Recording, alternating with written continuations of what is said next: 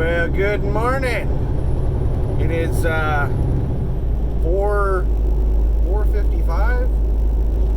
I got up at 4:30. I was rolling by about 4:40. So I've been driving for somewhere in the area of about 15 minutes. 10 to 15 minutes. I just left Big Cabin. I didn't really do like a full trip plan. I was in a real big rush whenever I picked up my load yesterday.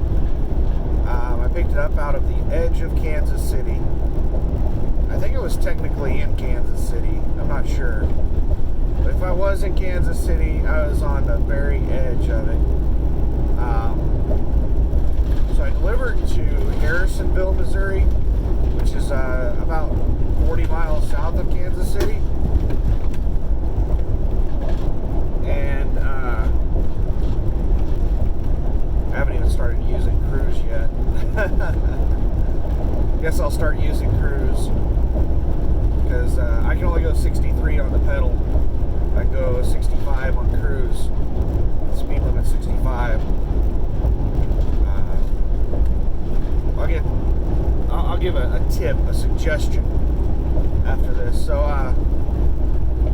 man, I've been getting some good pre-plans, or no, I wouldn't really call them pre-plans. They've been giving me loads like as I'm being unloaded. I think that they can detect them. I think they get an alert on my truck whenever I arrive at a destination, because I'm not putting in like arrival macro or anything like that, and they're just putting a pre-plan on me. And these are delivery windows, so it's not like they're putting a pre-plan on me at my delivery appointment time. They can somehow tell that they're getting some kind of alert that I'm at my destination, and then they're putting a load on me. Which I really like. I like that I'm not having to message them, which is something I complained about to the operations manager last week. Was all of the, I didn't use the term micromanagement, but all of the messaging and calling is what I refer to it as, that I have to do with the driver managers to get the driver managers and planners to keep me rolling. And I don't like having to call and message to get a load. I don't like having to call and message to get information verified on the load. In my opinion, that's the duty of the driver manager. That's their responsibility, is to keep this truck rolling and to verify that the information in the trip plan that they send me is correct. I shouldn't have to message them every time and say, hey, this appointment doesn't look right. Can you double check the appointment time, or get it moved up, or get it moved back, or whatever? And the operations manager agreed and said that is the primary responsibility of the driver managers to keep this truck rolling. And I shouldn't have to message and call to get loads and all that crap. And this week, I haven't had to. Everything's been good so far this week. So I think he had a discussion with whoever he needed to have a discussion with, and I've been rolling pretty good. Now, the very first load they gave me sucked because it had extra time on the pickup and an extra time on the delivery, like 2 extra days. But I've already bitched about that in previous videos, so I won't bitch about that again. But since then, I've been getting good loads. Now, I've had bad luck with this is the reason that it is imperative that driver managers and planners give me the absolute best loads they can at all times, because there's so much shit that happens on the road that delays me and screws up my schedule and affects my ability to get miles and make money. I don't need the driver manager and planner half-assing their job and adding to that frustration.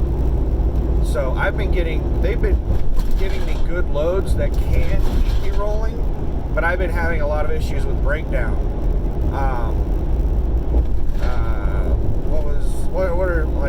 I've had like 3 or 4 breakdown issues. I can't remember all of them. know that one of the empties I picked up, within 5 miles of driving down the road, the air wing underneath the trailer, I don't know what it's called, on the not the wings that I don't know of any USA truck trailers that have those wings that go out the back on the trailers. I heard that at some point they gave that a try, but then they squashed that and removed them all. I have never pulled a trailer with the rear wings. I'm talking about the air things underneath the trailer on the sides. The driver's side one on one of the empties I picked up, within about 5 to 10 miles on the interstate, it ripped off. Like, it started just at the very front. Like, the front one ripped off a little bit from a mount. And it was just whipping out about a foot or two, and I'm like, crap, I've got to stop at the next truck stop and get that fixed, because it was whipping like 1 or 2 feet out into traffic. You can't have that. Then within like another mile, another mount point had ripped off, and it was whipping out like 3 or 4 feet now. And I was like, shit, I've got to take the next damn exit. And by the time I got to the exit, it was only held on by the very, no, I'm telling it wrong. It was not the front that was ripping off, it was the rear. Because whenever I stopped on the exit, the only thing holding it on was the very front mount point. And I talked with the roadside about like what they wanted to do with it. And they were like, crap, you're only a few miles away from a Love's truck stop.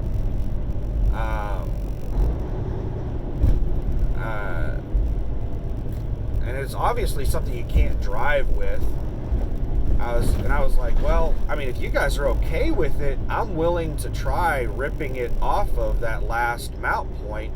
And the trailer's empty, so I can just throw it into the back of the trailer. But I'll probably damage it ripping it off. And they're like, yeah, if you want to do that, you can go ahead and rip it off. And I was like, all right, cool, I'll see if I can. And I got back there and I was able to rip it off. That thing's heavy. It's big. It's like, God, like 15, 16 feet long, I'd guess. That thing is, it's heavy and it's large. So I tore that thing off on an on-ramp. No, not on-ramp, an off-ramp. So I had cars flying by me. And I was like in the middle of that off-ramp because there wasn't enough shoulder to pull completely off. It was really dangerous. I still had my safety vest on from, because I picked up that trailer at a Walmart DC, and always wear my safety vest at DCs. You get after it.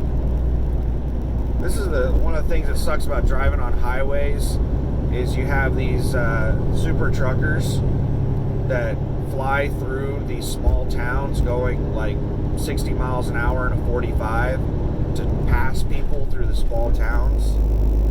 Now this is a 4-lane divided highway. You don't need to be that aggressive to get around people. But, you know, hey, I think it's really rude and dangerous to drive through these small towns at that rate of speed. I try to be respectful and safe. Oh, now he's going slow as shit in front of me. Yeah, you're going 60 through town, and now you're going 60 and 65. What a jackass. This is one of the frustrating things about, like, is this guy going to pick it up or what?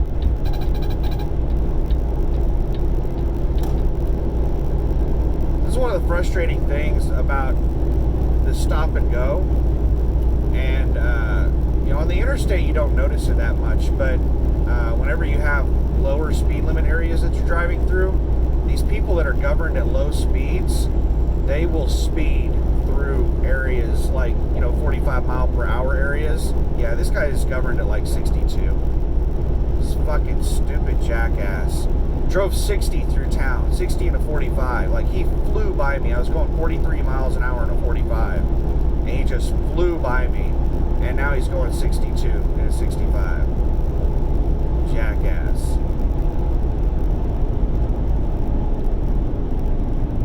Now we're approaching a truck that is on the shoulder. I'm almost all the way around him already.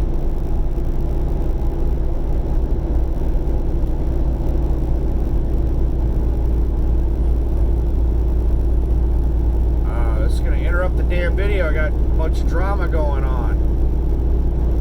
And it looks like air wing in front of me. There's some truck that's got their air wings out in front of me. Looks like he's slower than me too, but he looks like he's probably a 64 mile per hour person. I'm barely catching up with him. That's going to be a tough pass. But yeah, that's one of the common things that I see is people that are governed at low speeds are the ones that speed the most whenever they're in areas below their governed speed. They'll just stay at their damn governed speed through construction areas. They'll stay at their governed speed through, you know, little towns. They're really dangerous. I can't imagine what they would drive like if they were ungoverned. But yeah, that flatbed that flew through town at 60 is now like a quarter mile behind me. Jackass. Alright, so what in the hell was I talking about? So yeah, I had really bad luck with trailers. I had to go to the shop. I remember one of my trailers didn't have any paperwork with it. I didn't think it had an inspection report or registration, but when I was trying to figure out how in the hell to get registration and an inspection report for the trailer, they told me that I can download the registration on our permit link. I thought that I only had access to download documents on my assigned tractor, but I can just search for any unit number and maybe even other tractors, and I can download any documents, permits, registration, IFTA, not the sticker obviously, but there's some IFTA thing. There's like a list of 20 or more items on my tractor that I can download. And I hope this guy taps some brakes and lets me by. Nope, looks like he's gonna be an asshole. He's heavy because we're coasting down a hill right now, and I'm so light that I'm not really gaining much speed on it, and he's gaining quite a bit of speed going down the hill.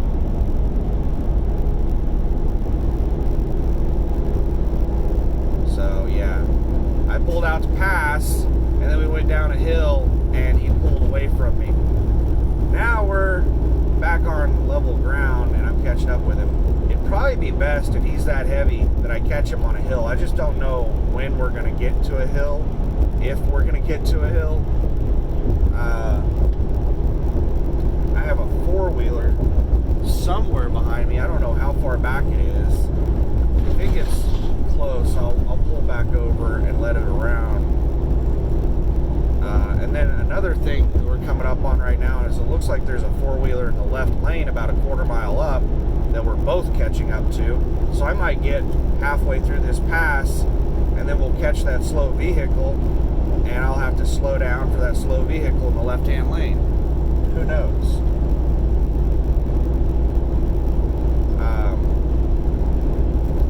But anyway, I had really bad luck with breakdowns. Ends up that on that trailer with the registration and the inspection report, it didn't have any paperwork in the paperwork thing. And I looked around for stickers or any other thing where they might have put the paperwork. And I ended up finding a sticker. I don't know if it's legal, because all it is a sticker that says annual inspection something on it, and it has a signature and a date, and it has like a checkbox for past. It's not an itemized inspection report that lists off everything that was checked. It has, that's about all the information it has. Oh God, it's Woody Bogler, this stupid fucking jackass. I wonder if it's the same person. No, it's a different person. I would recognize that stupid fuck. So it's a small fleet. Yeah, Woody Bogler. I had an issue with the Woody Bogler. They're governed at a low speed, like 63 or 64, but they go downhill really fast. It's funny that he pulled away from me on that downhill, because that's the exact same thing that I had a problem with the Woody Bogler on I-44 about a week ago, or 1 or 2 weeks ago, is that he's governed a lot slower than me, but he was really heavy, and whenever he would go downhill at like 80 plus miles an hour. Like, he's governed at like 63 or something, and he's going downhill at like 80 miles an hour. That is so fucking dangerous. But apparently that's what their whole fucking fleet does, is that kind of stupid shit. And now he's yeah, speed limit's 45. I've slowed down. I'm going 50 in a 45 right now, and he's flying up on me. So he's going to make it impossible for me to pass him, because he's going to speed through town. And I'm not willing to fly through this town at, 50, 60 miles an hour. Oh, it looks like he finally backed off. I'm going the speed limit. I'm going 45, now I'm going 44. I'm not going to go too far below the speed limit, because he might stop being nice. Now we're going down to 35. But yeah, it looks like he stopped speeding. He's backing off a little bit. Hopefully we don't have that fucking slow ass flatbed come flying through here at 60 in a second and pass us both. I don't speed through these small towns, because these people have to deal with all this highway traffic. This is their town. This is where they live. And everybody else just sees this as the highway. Oh, awesome. I got a red light. It turned yellow just as I was going through the intersection, so Woody Bogler and that flatbed are going to have to stop at that light. That's going to give me some distance. Unless I get stopped at a light up here and I'm at a complete stop when it turns green and they're still rolling, then they'll fly by me again. We'll see. I hate going through these towns. It really interrupts the flow of everything. It allows slow trucks to pass faster trucks. But we're cruising through town. This is a pretty big town, whatever it is. But yeah, there was that little inspection sticker on the trailer. That's the trailer I'm pulling right now. I don't know if it counts. I don't know if it's legal for an inspection report. It has like a signature. It has like a check mark for passed, and it has a date. That's about all it has on there. I don't know if that's legal. What that looks like to me is that little reminder sticker that oil change places will throw up in your window. And I don't know if that counts as an inspection report, but I don't know how to get a replacement inspection report.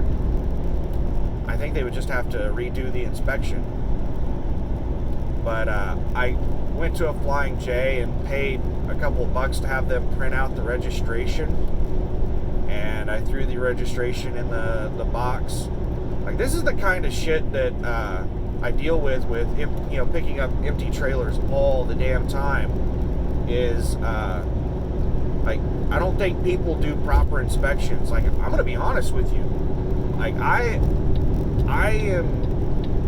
personally don't think I do very good inspections on vehicles.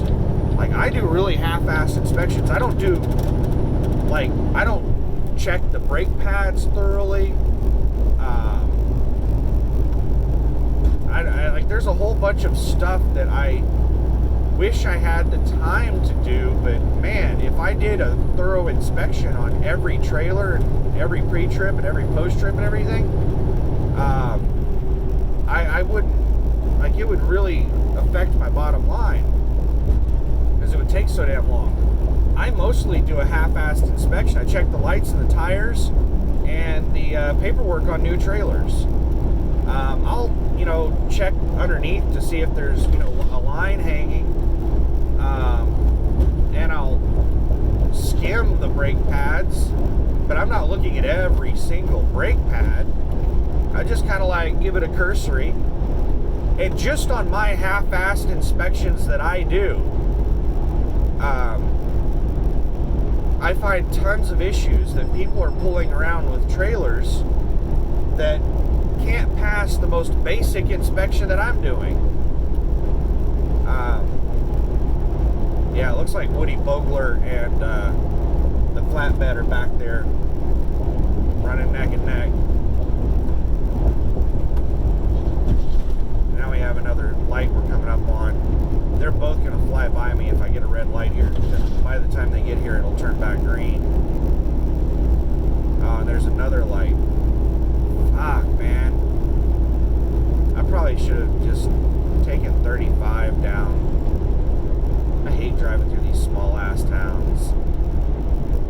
But my whole trip is driving through small towns. It's highways. From here on out.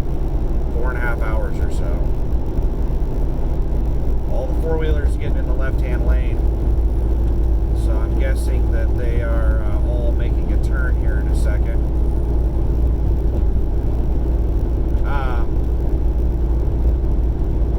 Yeah, so good. I've had good loads, bad luck. Shit, yellow light. Good loads, bad luck. Got there to Big Cabin last night, and I didn't like do a thorough trip plan because like I said, I was in a rush. Oh, there, it's already green again. I was in a rush, so I didn't like look at my whole trip and verify like all this highway driving. I was gonna, whenever I stopped for the night, because I only had like 3 hours of drive time left, so I suspected that I was gonna have to stop before I made it to all these highways. So I was just gonna look at all the highway stuff whenever I stopped for the night and finish my trip plan. And it just so happened that the place that I stopped was the place where I was switching off the interstate to the highway. It was Big Cabin. I switched from I-44 to Highway 69. Railroad tracks, and the sign recommends 45 miles an hour for this bump. Let's see how bad it is. Oh, it's not too terribly bad. It looks like somebody's catching up with me. Now, I had to slow down to about 55 for that light that turned red.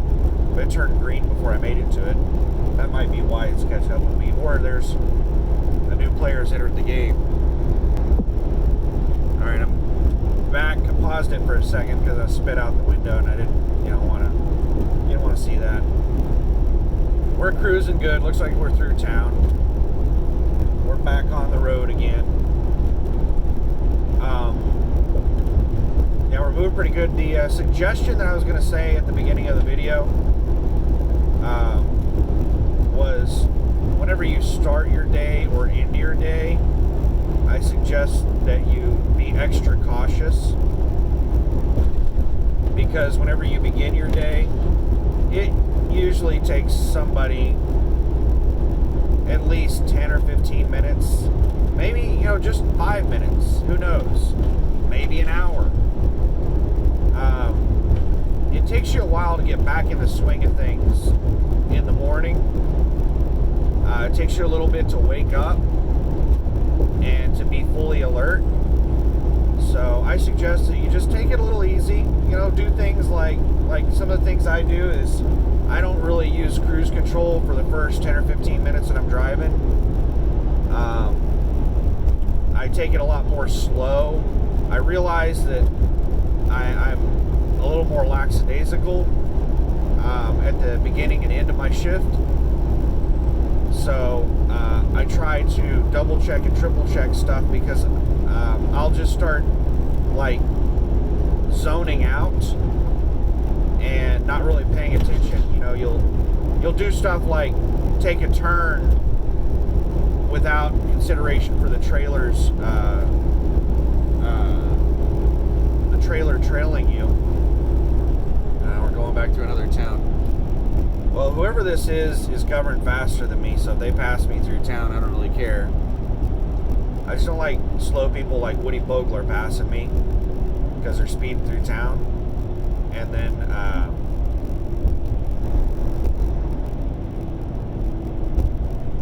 then we get back outside of town, I have to deal with, a 30-minute pass around them. But yeah, it looks like this guy's going to try and pass through town. He already hopped out in the left-hand lane.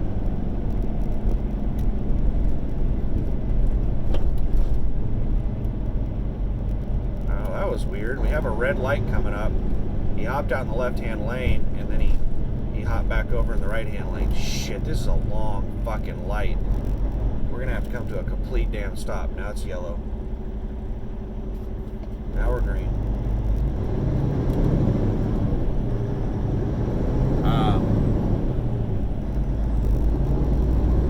So I'm having a lot of breakdown issues, a lot of drama.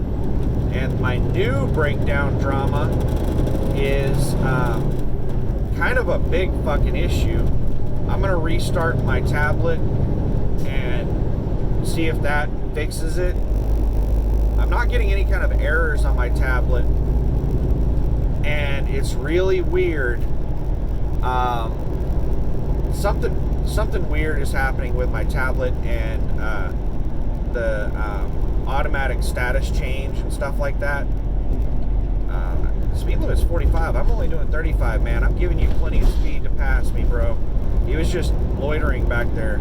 KLLM. I didn't know they were governed faster than me. Maybe it's a lease driver and they give him an extra mile an hour or something. But now I've sped up to 41 miles an hour in a 45, and he is hauling ace. Like he's probably going 55 in a 45, I would guess. Because I'm up to 44 in a 45 now, and he's pulling away pretty good. He's going at least 50, maybe 55. But that's the norm, man. No respect for small towns. These truckers just speed through here. But what the deal is with the tablet is now we're up to 50 mile an hour speed limit.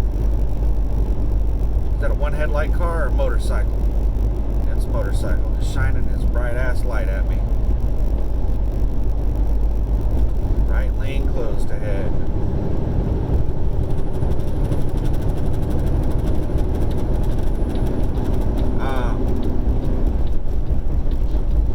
Just started happening. This is the first time it's ever done this. When I got up this morning, I put myself into on-duty status to do my pre-trip, and I never, ever, ever put myself onto the drive line. I'll be on duty or sleeper or whatever status I'm in whenever I start driving, and I'll just let it, once I get over 5 miles an hour, I'll let it automatically put me into drive. Well, I got out onto the highway and drove down the highway for about 5 to 10 minutes, and it said that I was in on duty.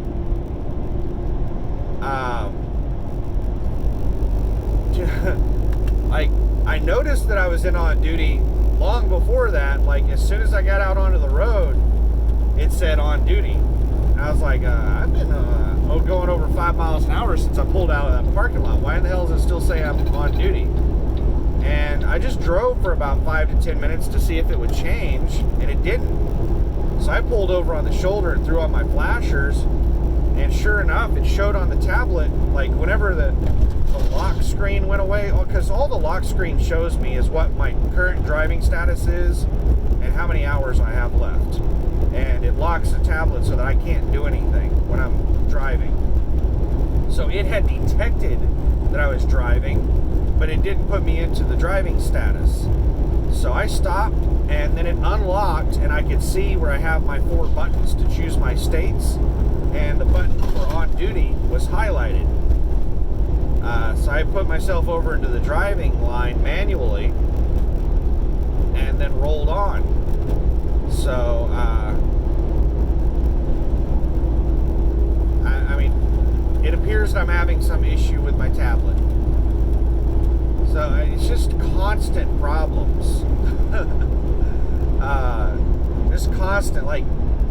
constant problems. Almost every trailer I pick up, I have to do something with, like print out paperwork, or like almost no trailer I pick up will pass an inspection. And these are the trailers that all the other USA truck drivers are driving around with. I'm not saying that all the other people at USA Truck are bad drivers, but there's apparently a lot of them. And I'm picking up all their janky ass trailers. And then I have problems with the tractor. And now I'm having a problem with the tablet. There was supposedly some issue with Geotab yesterday. They sent out a fleet-wide message about it. To my knowledge, I wasn't affected by whatever the problem was. And by the time I saw the message, they said the issue was corrected. I think it had to do with your ability to log in. People couldn't log into Geotab. And but if you were already logged in, you were unaffected unless you logged out and tried to log back in. So I guess I was already logged in, so I didn't have to deal with it. Yeah, there's something with my tablet because I keep getting spammed with messages about I'm logged into DriveWise. So I'm gonna restart my tablet.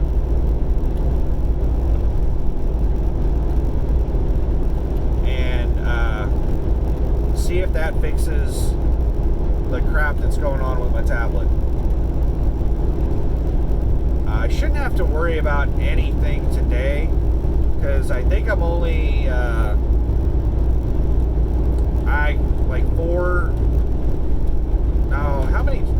it's way less than 8 hours. It's at least 6 or less hours that I have left in my day today. I want to say it's something like 4.5 hours to my destination. So I don't have to worry about the 8-hour rest break.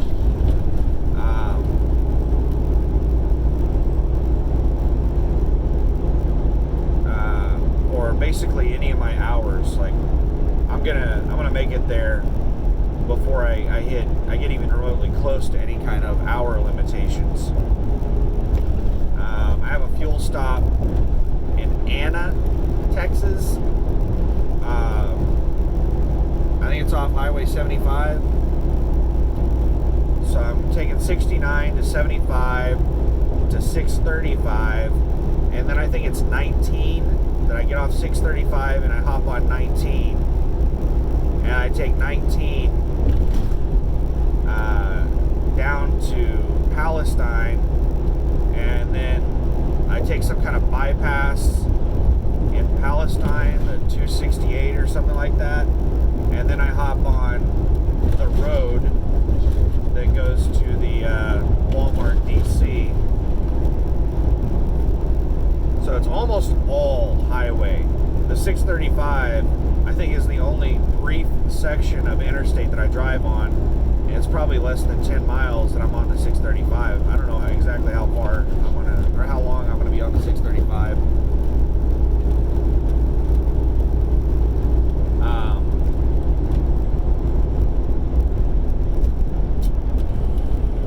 Yeah, that's about it. That's my day. When I got to the truck stop at Big Cabin last night, it was pretty cool. That place was filling up really quick. I got there at something like 6 p.m. I want to say it was about 6 p.m. that I got to Big Cabin, and I thought that I would have, my choice of parking. Like I could park anywhere. No. At Big Cabin, there are 2 truck stops. There's like Billy's Woodshed or something, some local thing, and then there is the Loves.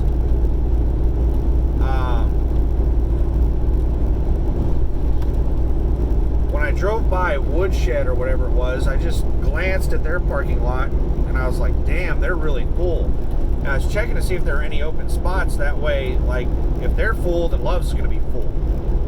So they were pretty full. If they had any open spots, I didn't see them at a glance. And so I went over to the Loves, and they have a small parking lot at almost every Loves. They don't have a lot of parking at Loves, but I don't know. I would guess they probably had 100 spots at this Loves. Parking lot was across the street from the Loves, but I got there and like there were not many spots available, and there were trucks pulling in like crazy. There was two trucks in front of me whenever I pulled in, so 3 of us pulled in to get a spot at the same time, and then the first person in our group of 3 started backing in, and then like 3 other trucks pulled in off the interstate, and they were aggressively circling the parking lot. Like instead of getting in line behind us, they went around the opposite direction and started looking for spots the other way, and they started like getting in people's way that were already backing and trying to back in at the same time up against them and stuff. Like, people were getting really aggressive in the parking lot because there weren't many spots available. And so the people in front of me found spots and parked, and the spot that I pulled, I drove past them, and then I saw an open spot, and I parked in the very first open spot I came across, and it was a whole bunch of flatbed drivers. They were all parked together, and there was an empty spot in between them, and there was like 4 of them that were standing in that empty spot talking. And when space is limited, you got to park somewhere. So I parked in that spot, and I think they may have possibly been trying to save that spot for one of their buddies. Maybe that's why they were standing in it. But there's no savesies at the truck stop. But they were nice about it. When I started backing in, one of them started spotting for me and letting me know that I was good. And he wanted me to continue from my initial setup and continue backing in. But my initial setup when I was backing in, I was just a couple of inches from the truck on my sight side, and it was too close. He wanted me to keep backing up next to his buddy's truck, and I was like, nah, that's just too damn close. It would only take one little mishap, and I would be so close that I would rub it. Nah, fuck, I've got a red light. God, this is the shit I hate about driving on highways. But I pulled forward and got about a foot away from that truck, and then backed it in. But he spotted for me. He is real nice about it. And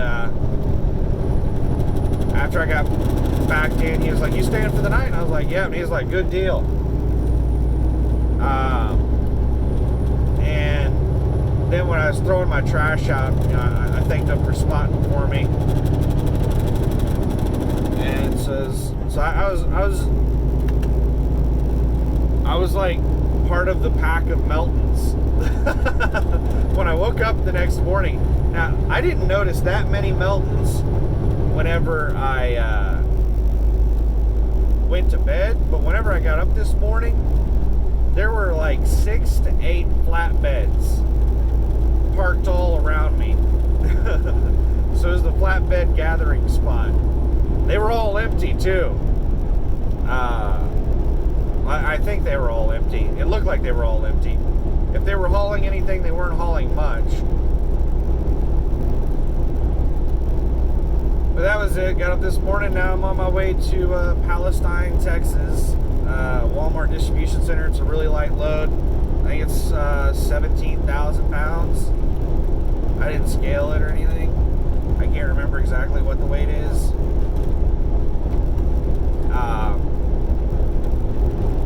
But yeah, rolling down the road. That's my story. So, thanks for watching. Have a good one.